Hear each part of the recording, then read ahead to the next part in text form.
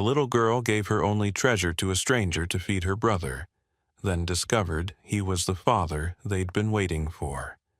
Don't miss this emotional story of lost love, hidden truths, and a chance to rebuild a family against all odds. Dear friend, what you're about to experience is not just a story. It's a deeply human journey about lost resilience and the quiet, unexpected ways love finds us when we need it most. If this is your first time here, I invite you to drop a comment and tell us where you're watching from. We love hearing your voice. And if you're someone who believes in second chances in the hidden strength of ordinary people, and in stories that stay with you long after they end, consider subscribing and tapping the bell icon. We share moments that matter. Thank you for being part of this one. Now, let's begin. It was supposed to be just another icy winter afternoon in downtown Chicago. Nathaniel Hayes, a millionaire CEO who had built his empire from nothing, stepped out of the revolving doors of the towering Willis Tower.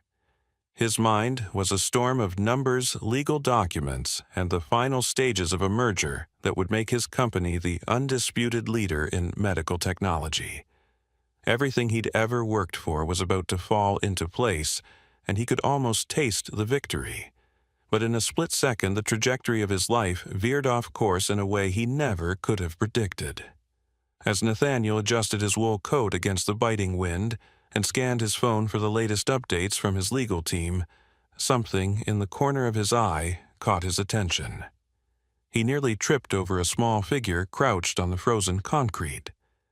It was a little girl, barefoot, her tangled brown hair clinging to her cheeks, clutching a frail boy no older than 4. She looked up, eyes so piercingly blue they seemed to cut through the gray afternoon, and held out a battered silver locket resting in her trembling palm. "Sir, please," she said, her voice clear but fragile. "This is all I have. My brother is hungry." For a moment, Nathaniel was paralyzed. In his world of polished glass offices and curated perfection, this moment felt like a slap to the face. He saw the boy in her arms, pale lips, cheeks hollowed from hunger, and something primal surged in his chest, a feeling he hadn't allowed himself to acknowledge in years. His eyes fell to the locket. It was old, its hinges worn, but what made his breath catch was the delicate engraving on the back, "Always yours." He knew that engraving because he was the one who had ordered it 6 years ago, the night he promised Margaret he would choose her over everything else, a promise he broke the day he let his career take priority and she disappeared from his life. This wasn't just any child. These were her children. Nathaniel struggled to keep his composure as the world around them rushed on in oblivion. Commuters in suits stepped around the children as if they were invisible, their eyes fixed on their own destinations. Horns blared, snow flurries danced in the air, and yet in this moment time seemed to slow to a painful crawl. He bent down his expensive coat, brushing the salty sidewalk, and looked the girl in the eyes. "What's your name?" he asked softly, his voice hoarse. "Sophie," she answered. Her chin lifted with a quiet defiance that shattered him. "And this is Benji, Sophie." Benji. The names rang in his ears like bells tolling for a life he might have had. His chest tightened painfully. He thought of the years he spent drowning himself in board meetings, late-night deals, and the illusion that the next milestone would make him feel whole again. Instead, here he was, face to face with the children who should have been his world all along. A gust of wind swept over them, and Nathaniel instinctively slipped off his cashmere scarf, wrapping it around Sophie's thin shoulders. His hands lingered there, trembling. He could see how cold she was, how determined she looked despite the odds. A sharp ache carved into his heart as he realized how many nights she must have stayed awake protecting her brother, how many days she must have gone without food, never knowing if her mother would return. His mind raced. If this locket was here, if these children were hers, then where was Margaret now? Why were they alone in the brutal Chicago winter? Nathaniel's thoughts were interrupted by a flicker of motion. Sophie shifted, pulling Benji closer, as he let out a soft, pitiful cough that echoed in the empty air. People hurried by, not one, pausing to ask why a man in a tailored coat knelt on the frozen sidewalk before two ragged children.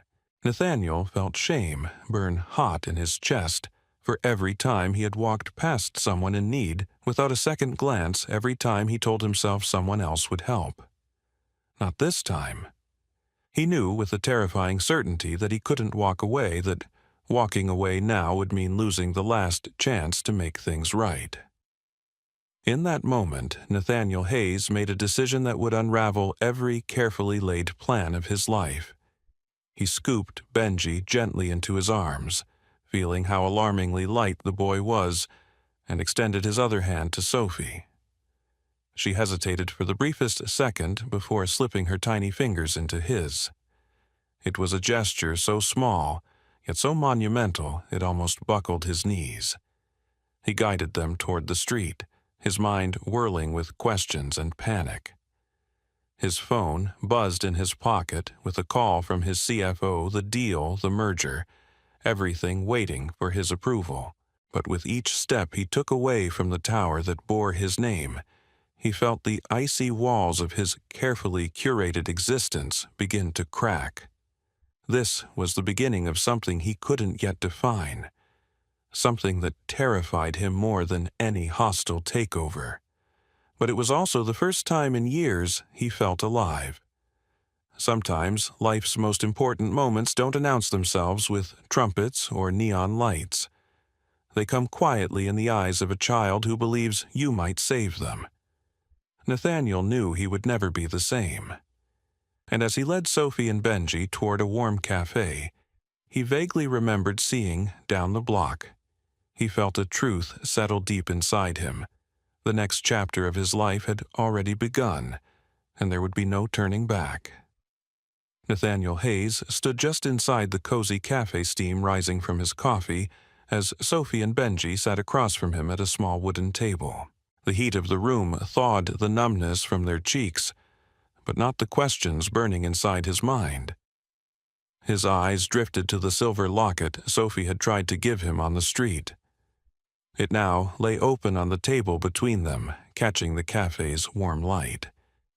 Inside, he saw a tiny faded photo of Margaret, smiling, her hair loose around her shoulders, holding a newborn baby swaddled in a soft blanket. He felt his breath leave him in a quiet gasp. It was proof.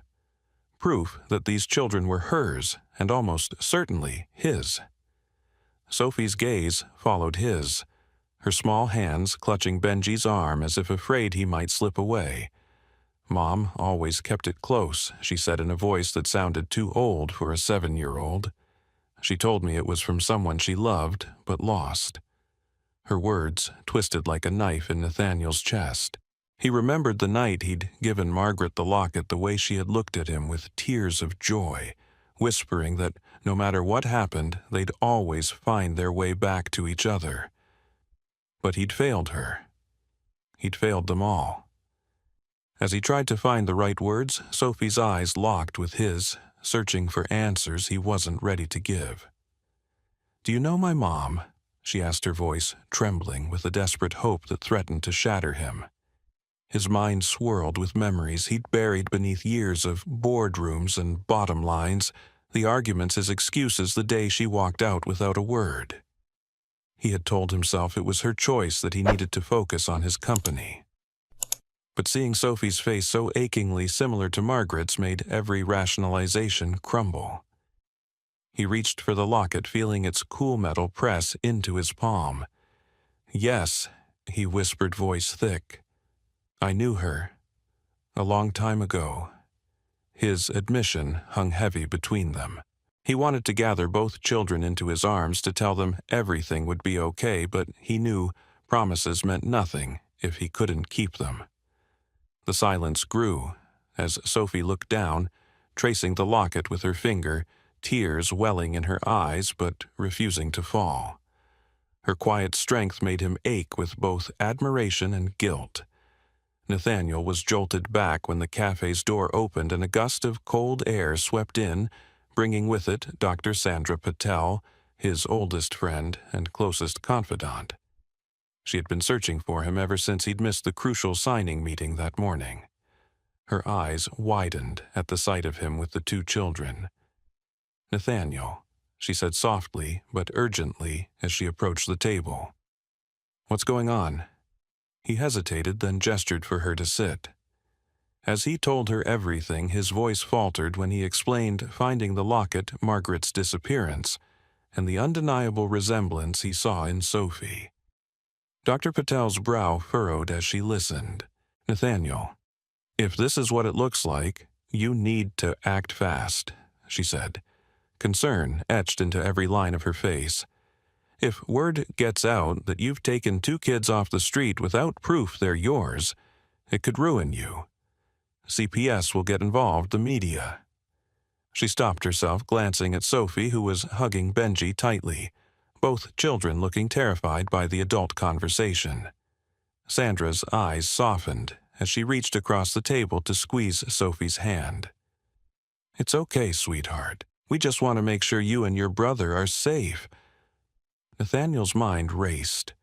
Everything he had worked for his company's future, his own carefully controlled reputation, it all hung in the balance. But looking at Sophie, he realized none of it mattered if he let these children slip away. He could already see the headlines, "Billionaire CEO caught harboring homeless children." The thought made him nauseous, but it couldn't outweigh the fear in Sophie's eyes, or the way Benji clung to his sister as if she were the only thing standing between him and oblivion. As Nathaniel struggled to steady his breathing, the cafe's TV in the corner caught his attention. A breaking news segment flashed images of him and the children taken from someone's phone as they walked away from Willis Tower. The words beneath read, "Mystery. CEO seen with homeless kids, scandal or compassion." His chest constricted. The world was already watching, already judging, and he was out of time to think. Sophie whimpered as she noticed her and Benji's faces on the screen. Nathaniel quickly moved to block their view, his hands resting protectively on their shoulders. "No one is going to take you away," he said, his voice firm but gentle, forcing himself to believe it even as his heart pounded with fear. He knew he had to move quickly to find proof these children were his and to learn what had happened to Margaret. But he also knew that he couldn't let the children out of his sight, not now, not ever. The cafe owner brought over a plate of warm pancakes for the kids. As Sophie guided a piece to Benji's mouth, Nathaniel saw a glimpse of the mother. Margaret must have been fiercely devoted, endlessly patient. His chest tightened at the realization that Sophie had been carrying burdens far beyond her years. He couldn't help but think of other children like them, unseen, unheard, left to fend for themselves while the world looked away. He remembered an article he once read that estimated more than 4 million children in the U.S. experience some form of homelessness each year, a staggering number that rarely made headlines. He wondered how many other Sophies and Benjis there were out there fighting invisible battles alone, and he vowed silently and fiercely that he wouldn't let these two become another statistic. Nathaniel felt a shift deep inside, a sense that life's true worth wasn't measured in contracts or profits, but in the courage to protect those who had no one else. As he looked at Sophie, wiping syrup from Benji's chin with practiced tenderness, Nathaniel knew the path ahead would be messy, painful, and complicated. But there was no other road he wanted to take. And though he had no answers yet, he knew one thing with absolute certainty: he would never walk away again. The morning light struggled through the heavy clouds hanging over Chicago as Nathaniel Hayes sat alone by the hotel window, staring at the phone resting dark and silent in his hand. He hadn't slept a moment since tucking Sophie and Benji into bed. Instead, he had spent the night piecing together every record, hospital note, and clue he could find about Margaret's disappearance. The more he learned, the more each fact felt like a jagged stone pressed into his chest. Margaret hadn't simply walked away. She had fought, suffered, and sacrificed in ways he'd never imagined. Each discovery peeled away his ignorance, exposing the truth that his ambition had helped push her into a life of struggle. As dawn broke, Sophie stirred her eyes, flying open in fear before they settled on Nathaniel's exhausted face. She crawled into his lap without hesitation, pressing her head against his chest like it was the safest place on earth. Her small voice, still husky with sleep, broke the silence between them. "Where's Mama?" she asked. Nathaniel took a shaky breath, the words nearly catching in his throat. "She's in the hospital, sweetheart," he said softly. "She's very sick, but I promise we'll go see her." He felt her tiny body tense, then melt into him as she exhaled a shaky breath, and he wondered how many nights she had gone to sleep praying for someone to tell her those words. Later that morning, Dr. Patel arrived with hot chocolate and egg sandwiches, her eyes dark with concern, but burning with determination.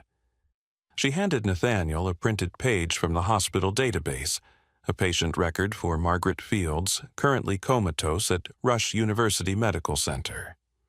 Seeing Margaret's name in cold official print made his heart seize.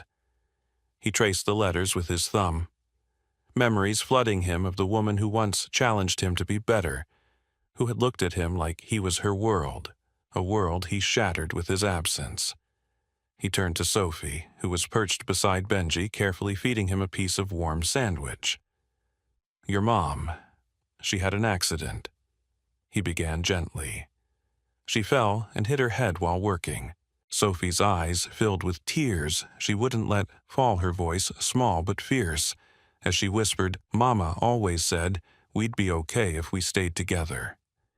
The raw hope and stubborn faith in her words nearly brought him to his knees. He saw Margaret in her eyes, the same fire, the same unbreakable will, and it made his guilt swell until he thought it might crush him. Dr. Patel sat across from him, her voice low but urgent. "You know what comes next, Nathaniel," she said firmly. "If you can't prove you're their father, CPS will take them. And if Margaret doesn't wake up soon—" Her words hung between them like an executioner's blade. Nathaniel nodded slowly, each word sinking deep into his soul. He knew he had to act fast, but more than that, he knew he had to choose once and for all what he truly valued. Before he could respond, a hard knock echoed through the suite. Nathaniel opened the door to find Miss Regina Doyle, a tall woman with sharp eyes and an air of unshakable authority. She flashed a CPS badge before stepping inside without waiting for an invitation. Her gaze swept across the room, lingering on Sophie and Benji, who shrank back behind the sofa. "Mr. Hayes," she began, her tone clipped and cool. "I'm here regarding the welfare of these children." Sophie's face went pale, her grip on Benji's hand turning desperate.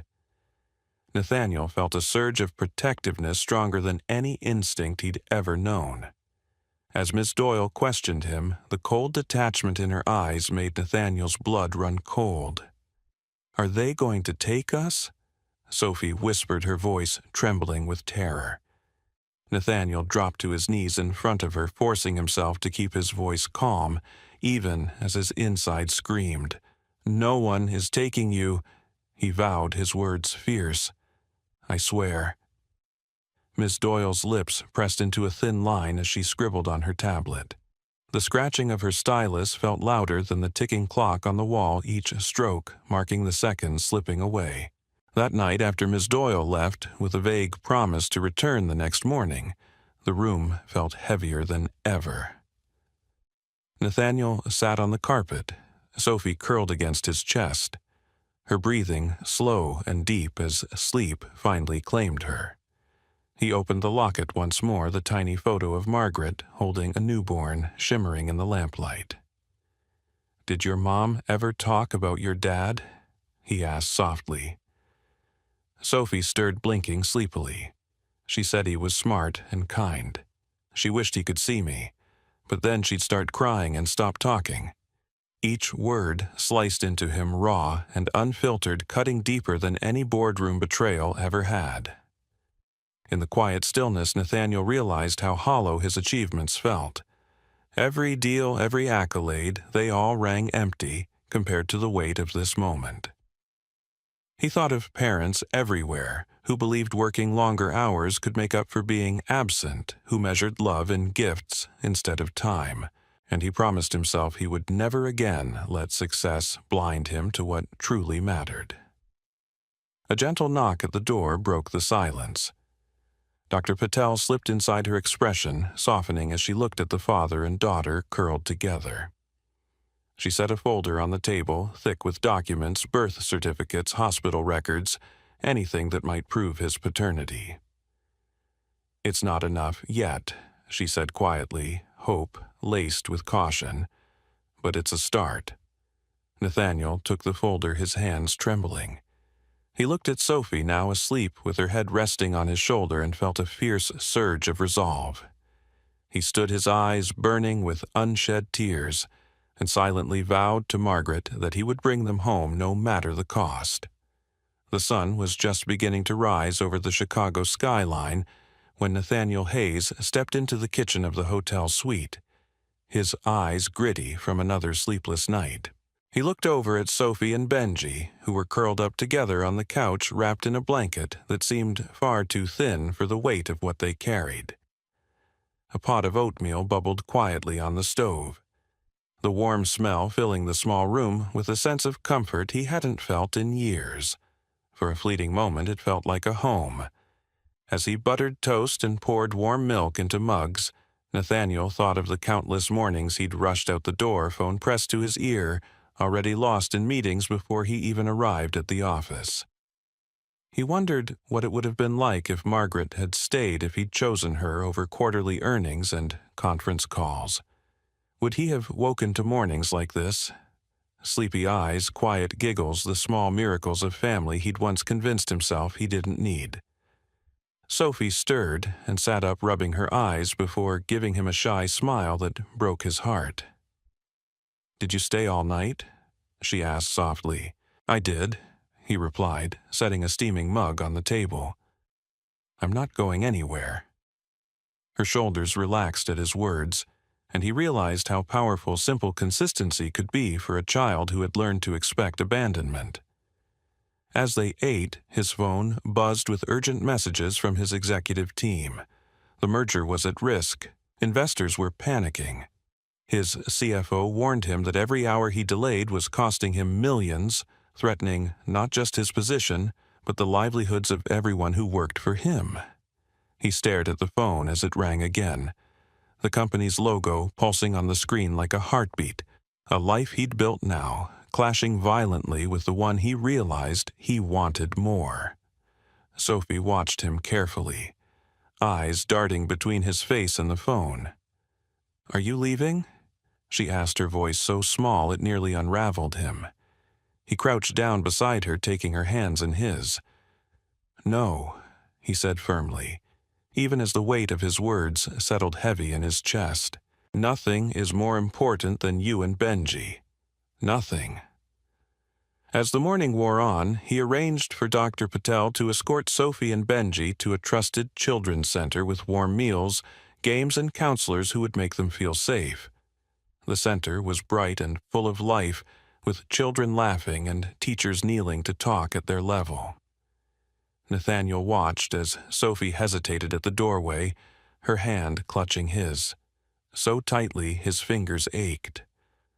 "What if you're not here when I come back?" she whispered, tears shimmering in her eyes. He knelt, looking into her face with a fierce tenderness he didn't know he had. "I will be right here," he promised. "I will always come back for you." She studied him for a long moment before releasing his hand, her tiny shoulders squaring with a bravery that both inspired and devastated him. As he stepped back to watch her and Benji disappear inside, he realized this was the hardest negotiation he'd ever faced. And it wasn't with a boardroom full of executives, but with a little girl deciding whether she could risk her heart one more time. While they were gone, Nathaniel met with his attorney in the hotel's small business center. He signed paperwork to begin an emergency custody petition, knowing it would be messy. Public and invite scrutiny he'd avoided his entire career. His lawyer warned him that the media would pounce on any whiff of scandal the billionaire CEO who abandoned his company to play father to 2 homeless kids. But Nathaniel no longer cared what the headlines might say. He cared only about keeping his promise to Sophie. He remembered a mentor once telling him that being a CEO meant sacrificing everything else friends love, even family, to protect the company. But looking at the empty chairs where Sophie and Benji had sat that morning, he finally understood the lie in that advice. What good was an empire if it cost him the only people who could teach him what it meant to love and be loved? As he waited for them to return, he found himself scrolling through photos of the early days of his company, him and Margaret at a ribbon-cutting ceremony, her eyes bright with pride. His first office space, a cramped single room above a diner. The night they'd danced in celebration of his first big contract, Margaret laughing as snow fell outside. He realized those were the moments he'd been truly alive, not the investor calls or corporate accolades. When Sophie and Benji finally stepped off the center's bus that afternoon, Nathaniel rushed forward, arms open. Sophie ran to him, her face breaking into a smile that lit up the fading day. Benji toddled behind, giggling as Nathaniel scooped him up. The warmth of their bodies against his filled him with a sense of peace deeper than any deal had ever brought him. That night, as they lay together reading stories in the hotel suite, Nathaniel felt the shifting currents of his life settle into something new and terrifyingly beautiful. He knew the road ahead would be full of obstacles, custody battles, Margaret's uncertain condition, the storm of media attention, but he also knew he was done measuring success by the stock ticker. He looked at Sophie, her eyes growing heavy as she nestled against his side, and realized he wanted her to fall asleep, knowing someone was there to keep her safe. He wanted Benji to grow up, never doubting he was loved.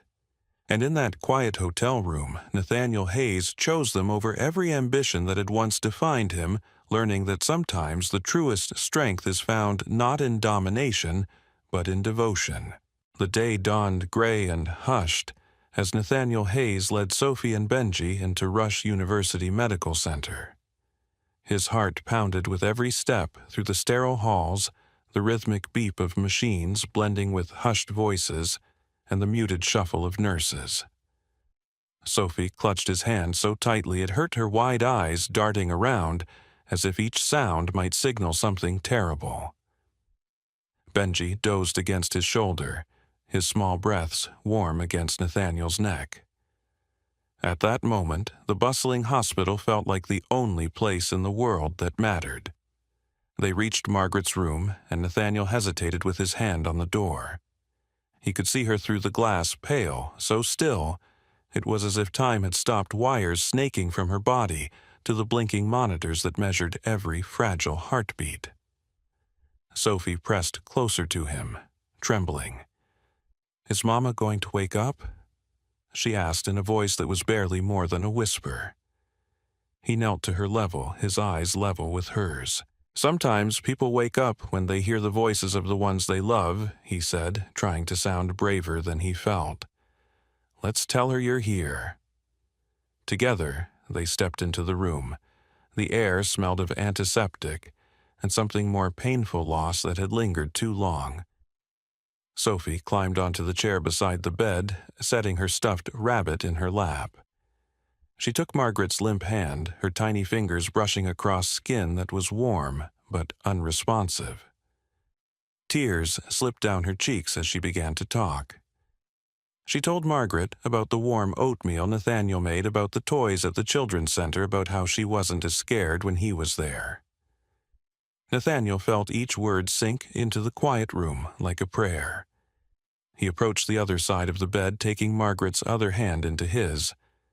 "Margaret," he said softly, his voice unsteady, "Sophie and Benji are safe. They're here. I'm here. We're waiting for you." He paused, the weight of the years pressing on his chest. I know I wasn't there when you needed me, but I'm not leaving them. And I won't leave you. For a long moment, the only sound was the beeping monitor and the faint hum of machines. Then, as if drawn by the pull of their voices, Margaret's eyelashes fluttered. Sophie gasped so loudly it echoed off the walls. Margaret's fingers twitched, curling around Sophie's hand with a weakness that felt stronger than any force Nathaniel had ever known. Her eyes opened slowly, unfocused at first, then settling on Sophie's tear-streaked face. A small fragile smile lifted the corners of her mouth. Sophie. She rasped, her voice rough from disuse. Nathaniel felt the world tilt around him as he watched mother and daughter reunite, something inside him breaking open in a rush of love and regret. Benji stirred in his arms, his small voice piping up as he saw his mother's eyes open. Mama, he said, his hopeful tone sharp enough to cut the heart. Margaret's eyes flicked to him, and she lifted a trembling hand toward his cheek. Her lips moved in a whisper of his name. Nathaniel lowered Benji to her side so he could curl into the crook of her arm, his tiny body fitting perfectly against hers. A nurse who had been watching from the doorway slipped inside her own eyes misty as she checked Margaret's vitals. This is good, she murmured to Nathaniel. She's responding. She's fighting. The nurse's words felt like sunlight breaking through a storm. Sophie hugged her mother carefully, mindful of the wires and tubes. We waited for you. Mama, she said fiercely, her voice shaking with relief. Nathaniel found us. He kept us safe. Margaret's gaze drifted to him, soft and searching. He expected anger or blame. Instead, he saw gratitude and a glimmer of the woman he'd loved so deeply. A tear rolled down her cheek as her eyes met his. Thank you, she whispered, barely audible. As the nurse adjusted the IV, Nathaniel felt something inside him shift permanently. This was what truly mattered, not mergers, not quarterly reports, not the relentless climb of his career. This moment, this fragile reunion, was worth more than every success he had ever chased. He realized that love once lost could sometimes be found again if one had the courage to keep looking. In the days that followed, as Margaret regained strength, Nathaniel stayed by their side. He read to the children at night, helped Sophie brush her hair in the mornings, and talked to Margaret about everything they had missed. He learned to appreciate the quiet moments, Benji's giggles, Sophie's cautious but growing trust, the way Margaret's eyes softened each time she woke to find them all still there. He knew the journey ahead would not be easy, that legal battles and public scrutiny still loomed, but he also knew they would face it together. And that knowledge filled him with a peace he had never found in his empty penthouse or the sterile glow of boardroom lights. Nathaniel looked around the hospital room, the three people who mattered most to him finally together, and felt hope bloom in his chest like a long-dormant seed finally given sunlight. It was in that quiet, miraculous moment he realized he hadn't just found his children, he'd found himself. Nathaniel Hayes's story began with a single moment of chance, a powerful, wealthy CEO stepping out of his glittering world and nearly tripping over a little girl desperate to feed her brother. From that moment on, his life unraveled in the best possible way. What started as a brisk winter day filled with boardroom meetings and billion-dollar deals turned into a journey of rediscovering what truly matters: love, family, and the courage to face the past. He went from a man defined by ambition and a relentless pursuit of success to a father who learned that showing up time after time is worth more than any fortune. As Nathaniel learned about Sophie and Benji's struggles, each new truth about Margaret's sacrifices peeled away the layers of his own guilt. The man who once measured his worth in quarterly profits realized his real legacy lay not in his company, but in the small, tender moments he shared with the children who looked to him for safety. The merger he once believed was the pinnacle of his achievements became insignificant next to the responsibility of protecting 2 young lives. And when Margaret finally woke, it wasn't money or power that brought her back, but the sound of her daughter's unwavering voice and the quiet promise that Nathaniel would never leave again. Through countless restless nights and terrifying uncertainties, Nathaniel found unexpected strength in vulnerability. He faced his failures head-on, refused to let fear control him, and chose love over ambition. In doing so, he transformed from a man who had everything but felt empty to a father whose heart was finally whole. His journey showed us how easily we can get lost chasing illusions of success, and how life's true riches come from the people we love and the courage to fight for them even when it seems impossible. The moral of Nathaniel's story is a timeless one. Real strength is not found in power or wealth, but in compassion, humility, and the willingness to right our wrongs. It reminds us to forgive ourselves and others, to choose understanding over judgment, and to recognize that everyone we pass by may be fighting a battle we know nothing about. In a world obsessed with achievements and appearances, this story challenges us to slow down and ask ourselves what truly matters at the end of the day. For those watching today, remember, don't wait for a life-shattering moment to show up for the people who need you. Be present, listen deeply, and offer love without conditions. Whether it's family, friends, or a stranger in need, your smallest act of kindness could change a life forever, maybe even your own. Let Nathaniel's story inspire you to look beyond your own ambitions to find the quiet moments of connection that bring lasting fulfillment. If you found this story as powerful and moving as we did, please consider subscribing to our channel. Your support helps us keep creating heartfelt stories like this one to inspire and uplift. Thank you so much for watching, and we can't wait to share more incredible tales with you very soon.